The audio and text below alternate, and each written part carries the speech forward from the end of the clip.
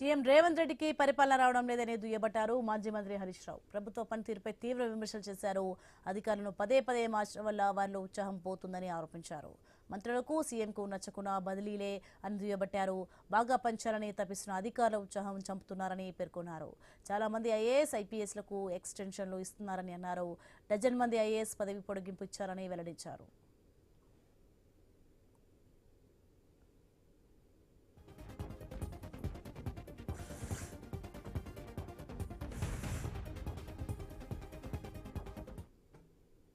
ఇక అత్యంత కీలకమైన విద్యుత్ రంగంలో 5 అధికారులు మారారని హరీష్ రావు తెలిపారు. సింగరేణి సంస్థలో కూడా 4 మారారన్నారు. జిహెచ్ఎంసీలో కూడా అదే పరిస్థితి అని దుయ్యబట్టారు. యంగ్ ఇండియా స్కూళ్లలో అవినీతి పెరిగిపోయిందని ఆరోపించారు. చాలా మంది బినామీలను బయట పెడతామని పేర్కొన్నారు. తెలంగాణ అధికారులను పనిచేయకుండా చేస్తున్నారని దుయ్యబట్టారు. బాగా పనిచేసిన వారికి కేసీఆర్ పాలనలో అవార్డుల పంట పండేదని, ఇప్పుడు ఒక్క అవార్డు రావడం లేదన్నారు హరీష్ రావు.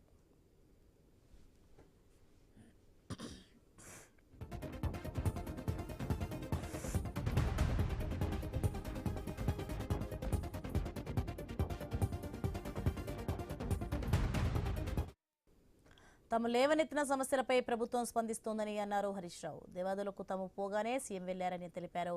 శారదాపీఠం గడిపై తాను వెళ్లగానే స్పందించారన్నారు. జర్నలిస్టులకు అన్యాయం చేశారని ఆరోపించారు. తాము ట్వీట్ చేస్తే పెన్షనర్లకు డబ్బులు ఇచ్చారని హరీష్ రావు పేర్కొన్నారు.